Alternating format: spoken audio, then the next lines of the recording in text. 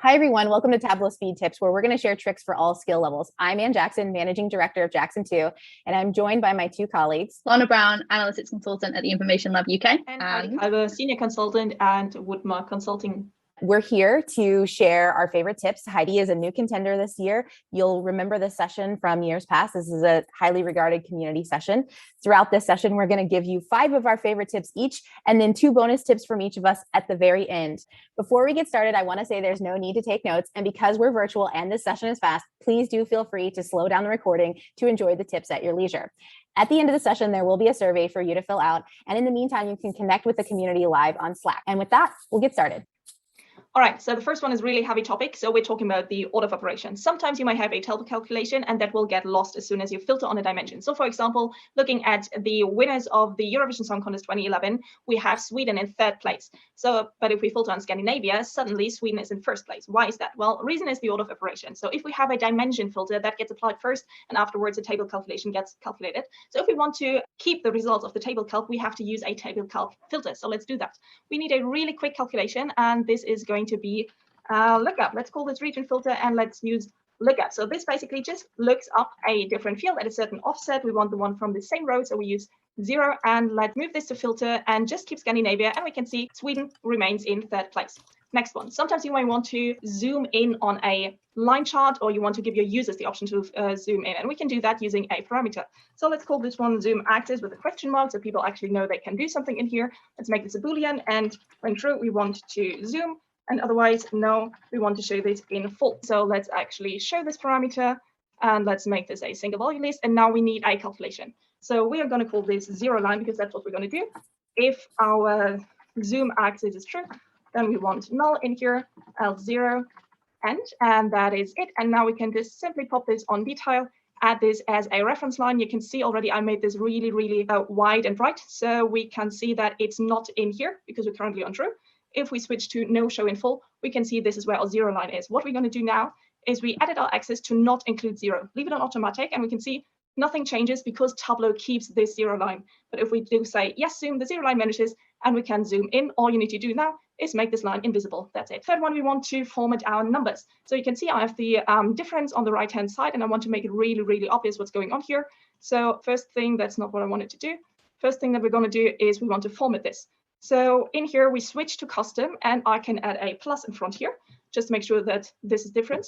But we can go even one step further by adding a small triangle, and we can use UTF-8 sites for that. So just Google or use any search engine of your choice, UTF-8 triangles, and then we copy them from here. So simply copy this one, let's copy this, and let's copy the downward triangle as well. Go back here, and in we put the upward triangle and a downward triangle for the 0 values. And now you can see downward triangle for the negative values, upward triangle for the positive values. But we have positive plus 0, which is not the case. So we maybe want to have a plus minus sign in here. And we can do that by simply Googling that. And again, copying, because what we have in here is first positive, then negative. And by adding another semicolon, we have the 0 values in the back. So we can do that. Or we could even replace that with text. So what we can do is we can show more or less or same in here. We don't even need a calculation. This is all just formatting. So sometimes you might want to add sheets to your dashboards as you want to do. But as soon as we add anything in here, Tableau creates this automatic container that just messes up our dashboard. So what can we do? We simply move this to floating and move it outside our dashboard. So simply drag it over there so it's not in anyone's way. And now if we add any other sheets, all the other items get added to that floating container. What can we do now? We can simply use this container when we are ready, when we have everything added to the sheet, and add it wherever we want. So of course, I don't want them on top of one another. So one bonus trick, we can actually move in a horizontal container, drop this vertical container in there. And if we remove that, everything gets situated like next to each other. And last one, you may want to toggle between light and dark mode, and we can do that. You can see I have my dashboard in here, and I have a floating empty container that is just black. And we have this show hide button, so we can hide it and we can show it again. Let's move this show hide button into the dashboard, and let's make this whole thing floating as well. So what we can do now is we use this background item, and we move it to the position 0 and 0. We make it exactly as big as the dashboard. We can see it fills the whole background, and we do the same for our actual dashboard content. So again, move this to 0, 0, and give it the same size as the dashboard. And now we have a dark mode, and we can switch to light mode in a second. And those were my 5 tips. So beat that, Lorna. Okay, so my first one is all about relationships and how to make them work with targets data. So the first thing I'm going to do is I'm going to go back to my data. Order Superstore, we all know and love. We know that it's at row level with products, and it also has the individual order dates. Our targets data, on the other hand, is at monthly level. So what I can do with this is when I bring it in, we have this relationship option in here. Tableau will automatically pick up that it's linked by subcategory. What we also want to do is create a date calculation. So I'm going to use date and then followed by the date trunk of the month of order date. And what this does is it rolls that individual date up to the month of the order date, which I can then align that to my month value. And what happens with that is now when I go into my first worksheet, previously when I had to use data that was at different levels of detail, I would have had to have created an LOD or use blends. And so I'm going to just drag and drop my target on the top, right click and obviously synchronize. I'm going to change my secondary axis to a Gantt bar. And now what we can see here is we have our, let me just change these colors. So we have our sales in gray and our targets in orange. So here we have our targets, and we haven't had to create any LODs in the background, and it just automatically knows that January 2021 is picked up for my correct sales target. Next, on my second tip, sometimes when you're using parameters and dates, you might want to only show the latest 12 months of data or the latest year of data. So for example, instead of having this list of all of my order date months, I just want to show the latest 12 months. So let's go ahead and do that. The first thing I did was I created a month field, right-clicked on my order date, create custom date. And from here, I selected months. That was my first option. From there, what I can do is I can create a secondary calculated field, which is called this year. If the year of order date equals the year of today, then return this value here. End. So this is just going to give us the month of order date for that specific time period. So I'm just going to bring that in as discrete values. So you can see that it's only bringing back my first of every month for 2021. Within my parameter then, what I can do is instead of order dates that I used before, I can now choose this year field, which now only uses my 12 months of this year. Again, I can change this so that I can have format that I want. So we can have Jan 2021. And also the last thing here is maybe you want to automatically default your parameter to being this current month. We can create that by doing a calculation. So we can say current month. And this time we just need to use that date trunk functionality that we did before, month of today. That's going to give us September. And now when we go back into our parameter and I change this current value, I can now choose current month, which automatically defaults to the current month that we're in. Number 3, pizza items. I want to be able to add and remove elements from my pizza, and I want to do that using sets. So the first thing I'm going to do is I'm going to create a product set. And I'm just going to select a few things to go onto my pizza. I'm going to add them to color. So as you can see, we've got something in our pizza now. We could either use the new feature of set controls, which allows us to go over and add in a filter-like option. I much prefer set actions. And to do that, I'm going to go to worksheet and actions. And in here, I'm going to add 2 set actions. And the reason why I'm going to add 2 set actions is because I want to be able to give the user the option to add and remove values from our set. So the first one, we're going to say add values to set, keep set values on my product. And then I'm going to do the same again, but this time with remove items. And same again with the product set, remove values, keep set values. One thing I forgot, we need to make sure it's on the menu option. And this is probably one of the only times that I really use menu. So I click OK. And now I want to add ham to my pizza. So I'm going to click on it. And now I have the option to add ham. I'm going to remove ground beef. So therefore I can now remove that option as well, giving your users more intuition to be able to add or remove things from our set. Now, this little trick I actually figured out from Anne's husband, Josh, and this is using a buffer level. Here we have on our map a single point. Whenever you have a single point on a map, it always zooms out. This is my favorite rugby ground, the Halliwell Jones. So all it is in here is if I show you this calculation, it's just the latitude and longitude of a single point. You'll notice up here that I have my zoom level parameter, and that is just a 1 to 10 with a step size of 1. And what we're going to do is we're going to create a calculation, and we're just going to call this buffer.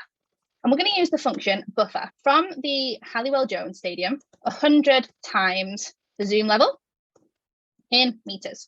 I'm going to click OK, and I'm going to use the new map layer feature. So I'm going to drag that in, and now we have our buffer at level 7. We can play around with this a little bit more. We can move it behind our stadium. We can decrease the opacity so it's still there. And now when I zoom in, you'll see that it's getting closer and closer to my stadium, but still having that single point of my map. If you also want to completely get rid of buffer, you can reduce the opacity and remove the line, and therefore it's like it's not even there. My last tip for today is using show hide containers. Now, prior to 2021.2, this was only available for when you used floating. So if I double click on my container and float it, I now have the option to add the show hide container. But with 2021.2, you'll see that option is already available there. So now when I click on that, I'm going to move my button up to the top here. I'm going to press Option or Shift, depending on which version you're on, and I'm going to show or hide it. And what that does is it actually moves the whole container to the left rather than completely moving it away. So you can show and hide. And one of the things that I also like to do with this is in my hierarchy, obviously this can be cleaned up a lot, but this vertical container, I'm going to rename that to be filters. And the reason for that is because now when I hover over my cross, it's then going to say hide filters rather than hide vertical. And I think that just makes a lot more sense for your end users. And over to you. All right, thanks, Lorna. For my first tip, I want to talk about easy ways to replace data sources and field references. So I have two different dashboards connected to two different data sources. They're very similar in data. So you can see data source A, you can see what my overall sales is. And then you can see data source B. It has slightly less revenue, and it's also called revenue. There's actually some other field name changes in the underlying data as well. Just to make it tricky for you, I've changed the word segment from data source A, which you can see right here, to market segment in data source B. I've changed the order date to date. I've also changed sales to revenue, order ID to order number, and profit to profit amount. So let's say you encounter a situation where you realize you need to switch the data source, and pay particular attention to the color of the map. So if you pop into a worksheet, you can right click on a data source and you can replace the data source. When you do that, you'll get a nice little menu that pops up that will tell you what your current data source is that you want to replace and that replacement. I'm going to go ahead and click OK. Now this is simple enough, but watch what happens in Tableau world. First, the map changed to pink. It changed to pink because I have the default setting for my sales measure as pink instead of teal between my two data sources. But you'll notice that Tableau also got a little bit grumpy. Well, this is really easy to fix with the other idea of replacing references for your individual field. So as an example, my order ID, I have no idea where it is. Tableau can't find it, but I can simply right click and replace the reference and select order number. You'll note when I do that, that my exclamation points are going to start going away. I also have the same thing for sales. So I'm going to go ahead and replace that with revenue. And we have one more, which is profit, which I told you I changed to profit amount. And with that, you've now switched between two data sources. You've also fixed any sort of calculated field or field reference issues, and you're all using right click in that scenario. And now I've got my dashboard A, which has my data source, which is now connected to data source B. You'll note that the revenue now matches between those two. My next tip is how to make beautiful footer filters. So a lot of times when you're interacting with dashboards, it's really useful to explain to your audience what exactly they've clicked on, particularly if they like to do screenshots or share custom views to their friends. So you'll note that I've clicked on the state of California, and at the very bottom, you'll see in hot pink, the state is on California. I can also click on chairs as a subcategory. I'm going to hold down my control key, and I'm also going to click on phones. And you'll see that in that footer, it's going to now show me and enumerate as an array all of those different dimension names. So how do we do this? Well, it's really easy. I like to make a new sheet, and I'm just going to call this my footer. So to make this work, I'm just going to drag on those three dimensions that I said I was going to put in the footer. So my market segment, I think it's the category. Let me swap that over to category, the state, and the subcategory. Now you'll notice when you do this, that Tableau is going to bring it out automatically as a square. So all I'm going to do is I'm going to change the mark type to polygon. This leaves me a blank canvas. There's nothing to click about in here. It's just a perfect worksheet that I can start working from. Now I can take advantage of modifying the title, and I can come in here and I can specify each of those various items. So let me go ahead and set category. I will set the category. I'll do the same thing with state, and I'll do the same thing with my subcategory. Let me just jazz them up a little bit by making them hot pink so that you'll be able to see them. And I'm going to go ahead and click apply. By default, Tableau will set it to all if there's all of the dimensions selected. And as soon as filtering starts to take place, it's going to start doing that enumeration and list them all out for you. Then it becomes just a matter of quickly dropping that sheet into your dashboard and then using it. So we'll go ahead and use the one that I already made. As you add and apply your filters across your dashboard, they will automatically show up in your filter footer. For my next tip, I want to talk about something that I didn't know of until very recently, which is using arrays or more than one parameter or value inside of min and max functions. So I'm going to go ahead and make a really quick cross tab.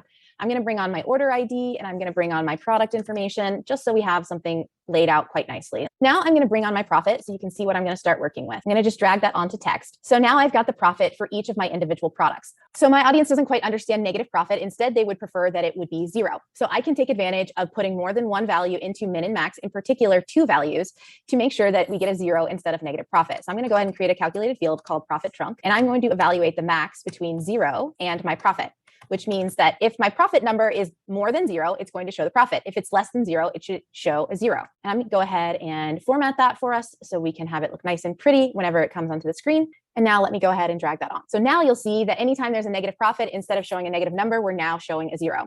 The same thing can be used and can be quite useful for situations where you might be building histograms. So I'm going to go ahead and bring on quantity to my measure names. And I also have built out a bin for quantity by right-clicking on quantity, creating a bin, and just setting it as 1 in between them. So I've got that right here. So this is just now showing us a histogram of all of the quantity associated with the items. But you can see it kind of trails out to the right. And so this is the part that my users want me to adjust. They really want to truncate this so anything that's 10 plus is in a single bucket. Again, there's many ways to do this, but here's a really slick way using our array functions again. So now I can create the same type of calculation. I'll use the min instead of the max, and we will say either 10 or the quantity, which means Tableau will look for the smaller of the two. So when we have a value like 13, that should instead evaluate to 10. Let me go ahead and drag that on so you get a good look at what that looks like, and we'll see if it's actually functioning. And there you go. We can see that 13 has been transformed to 10. Now, by no means you should leave it this way. So we're going to go ahead and put it inside of our histogram. So let me find my quantity truncated, and let's do the same thing. Let's build a bin. And let's go ahead and set it to 1. And you'll see that the range of it is 1 to 10, which is what we expect. Now let me pop back to my histogram, and let me just go ahead and swap this. Now you'll see it only goes to 10. And in addition to this, to kind of sell you on the tip, the last step would be to right-click and edit the alias. And now we can put a 10 plus there. Now you've got a nice histogram that doesn't have too long of a right tail. And we've grouped together all of those larger quantity values into that 10 plus bucket. My last tip is how to work with dummy measures. Dummy measures can be really useful when you want to make beautiful text tables or precise looking crosstabs that look like tables but aren't quite tables. So to do this, I like to start with Adhoc Calculations. My favorite to use is the min of 1. So I'm just typing min 1 in there. I'm holding down my control key, and I'm going to drag this out 3 times. And the value of this is you're going to see that I have a measure axis for each of the different measures that I'm going to take advantage of. Now I'm going to drag on my subcategory so we have more information to work with. And let's just fill out my entire viz. Let's make it entire view. So nothing particularly special right now. I've got 3 bar charts. They're all going to the minimum of 1. So not much value here. But you'll note that for each of these measures, I have an individual marks card. So if I click on this first one, I can bring on the revenue or sales, and I can drag that onto label. And I can change my mark type to text. Now I've got what's starting to look like a text table. For the second one, I'm going to bring on profit ratio. I will drag that onto label, and I'm also going to drag it onto color. It's still a bar chart, but I can go ahead and change it again. Let's make this one a text table as well. So now I've got a text table that has 1 column that has conditional formatting and 1 that doesn't. And now let's get really fancy and let's introduce a pie chart to this equation. So now I'm going to drag on sales. I'm going to change my mark type over to pie. Let's put sales on my angle so that the size of the pie or the size of the slice is related to how much sales. I'm just going to make it a little bit bigger. And then let me go ahead and drag on segment to color. Now you have a really nice looking text table that has 3 different measures with 3 different styles. And you can use whatever marks are available because you've got individual marks for each column of data. And similarly, there's different levels of detail on each one. So as an example, I've added on segment to the pie chart, which is definitely a different granularity than what we've got, or a different aggregation than what we've got for the total sales for each of the individual subcategories. The next one is also quite new to me. This is a way that you can take advantage of dummy measures in a different way. So first, I'm going to bring on my category. And what I'm going to be doing is I'm going to be building a bar chart. So my audience really would like to know what the sum of sales is, or the amount of sales for each individual region. And they also want to know the total sales. And of course, we could use the total functioning and we could bring on our dimensions for each of those different regions. But my audience is kind of picky. So instead, what I've done is I've created a calculation for each of the different regions. So I've got an east, I've got a south, I've got a central, and I've got a west. I can move around my measure names and measure values. So let me drop measure names to here. So now you can see I've got a text table showing each of my measure names. And let me go ahead and bring on sales as well, because that's kind of our total value. I'm going to move measure names up to my columns. And let's go ahead and make this the entire view. And I'm going to also drop my measure names on color. So this is more what they're looking for, but there's one thing they don't like about this. They don't like that there's no space between these 4 and the total sales. They would prefer if there was a little bit of space between them to kind of separate them out so that they knew the difference. So what you can do is you can create a dummy measure, and it doesn't really matter, but I'm going to use the min of null, and you'll see what happens. I've got a brand new section here that says min of null. I'm going to go ahead and move that between my west and my sales.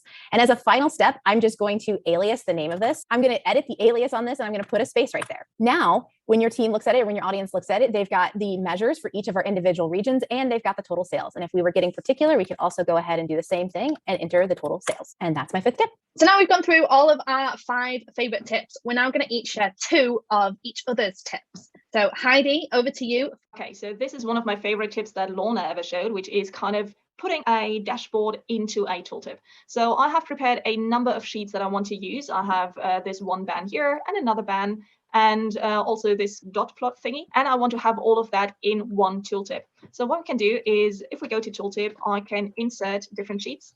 And I'm going to start with this one. And in the same row, I will insert the other band that I have prepared. And we can change the width and height of our sheets that we use in here. So I want to make this a lot slimmer, let's say, and also this second one. And now we can see I have these two sheets in my tooltip next to one another. But if I want to actually show that these are different, I can insert a divider. And for that, I have created this sheet where I just have black lines in. You see there's not even any kind of data here. And I can insert that in between the two, just my divider. Let's remove this line break.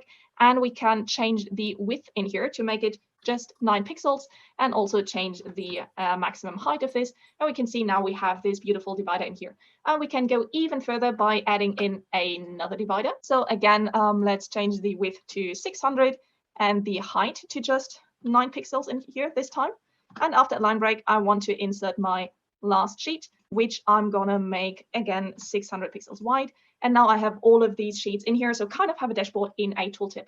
But we can see, so if you look at the two bands at the top, you can see they are the same, and we don't want that. So the left one should be filtered on the country, but the right one should only be filtered on the region. So we can do that by not using all fields as a filter and simply changing this to region. And now you can see I have different numbers in here. So that's my favorite tip that Lorna ever showed. And my favorite one from Anne is, if you have a large data source and you just need parts of it for any kind of reason, you can just go to worksheet, copy this data. So all the data points that we used in this one sheet are now in my clipboard, and I can go to a new sheet and hit Control V. And now I have this new data source that contains just the elements that were in my previous sheet. Back to you, Lorna. My first one is from Heidi, who talks about some false highlighting. So the way that Heidi has done her false highlighting before is by using a dummy field, which I previously created, which is called deselect. And that's just creating one of those dummy fields like Anne mentioned previously. I'm going to add that to my marks card. Now notice when I click on a bar, what happens is the parameter action is taking place, but everything else is graying out in the background. And we don't want that to happen. So the first thing we're going to do is we're going to go to worksheet and actions. And in here, we're going to add a highlight action instead. But we're going to use selected fields, and we're going to use that deselect. So we're just going to call this false highlight.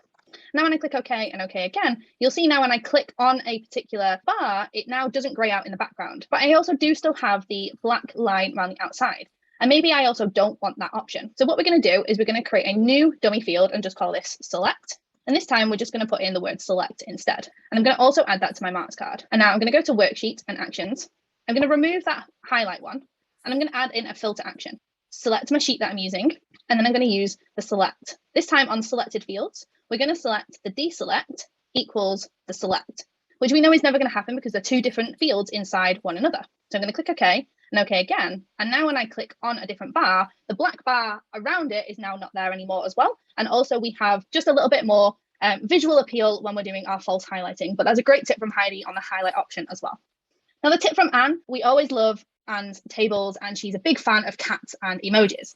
Now what we want to do is we want to create a field which shows whether this particular value is above or below the previous year.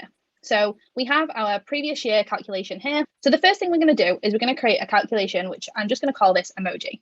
And we're going to say if year-over-year percentage is greater than or equal to 0.5, then we're going to find our emojis. So as I'm on Mac, I have an emoji keyboard, and I can choose any particular emoji. So we're going to go with happy cat emoji. And then we're going to say else if year-over-year greater than or equal to 0, then we're going to add in the OK emoji, else angry cat end. Now what happens is I can click OK, close down my emoji viewer, and I can add that to my view here. So now I can see that we have some angry cats, some happy cats, and some OKs. If you want the emoji to the left-hand side, what we're going to have to do is we're going to have to duplicate our subcategory. But this time I'm just going to add in a plus blank at the end. So that's a different field. So that means I can then unshow my header. And now I have my emojis on the left-hand side with the OK, sad cat, happy cat. Anne, over to you. Thanks, Lorna. My tip comes from Heidi. She loves table calculations just as much as me. So this is a great way to do nested sorting on your individual bar charts. So in this scenario, I'm trying to sort my regions per category by the sum of sales. So it looks pretty good to start, but you'll notice that Tableau has forced on the left side what those different regions are. And we have a little bit of an issue because South region for technology is definitely more than Central. So we can resolve that using a table calculation. I'm a big fan of index. Heidi may use rank, but they both work the same way.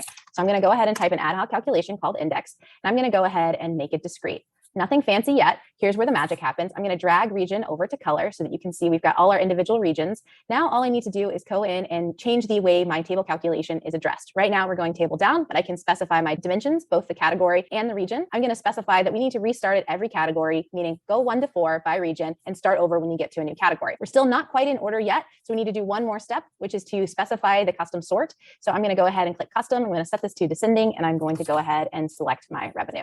And now you will see we have perfectly sorted bar charts for each of the individual categories showing the different regions. And in particular, there's my South region for technology. It's gone ahead and moved up into the 3rd place spot. My second tip comes from Lorna by way of Corey Jones. This is one of tip after I saw it. I use this in my day-to-day job all the time. And that is how you can retain formatting for dimensions or measures or fields in general by using ad hoc calculations. So I've got a simple bar chart here that has the product name and the revenue across them. I'm going to go ahead and drag down my bars so that they're a little bit taller so we can read all those individual names. And I'm going to go ahead and drag this over to the right. I've made this a little bit more custom. So you can see on the formatting, I've got this as a Georgia 16-point font. Just to show you what I'm planning on doing, let me go ahead and bring on manufacturer, and let's see what happens when I bring it on. So you'll note that my bar chart resized, and this is in a different font than what I've chosen, which is Georgia. Well, truthfully, in this situation, I really only want the manufacturer and not the product name. So what I can do is I can double click in here and I can just use the ad hoc calculation to tab enter manufacturer. Now you'll note that the size of the bars is the same, and it is a custom sizing. You can see that because I've got this clear manual sizing, and the font remained the same. So I've saved myself about 3 steps by not having to resize my bar chart, adjust my font, or do anything else other than just replace the field by typing it into the pill. And that's it. And now it's your turn. Let us know on Twitter which one was your favorite tip, and make sure to use the hashtags Data21 and hashtag Tableau Tips. And there you have it. We've just given 21 tips in 25 minutes. You can find all of the solutions and example tips on Tableau Public. Thanks for your time. Bye. Bye. Bye.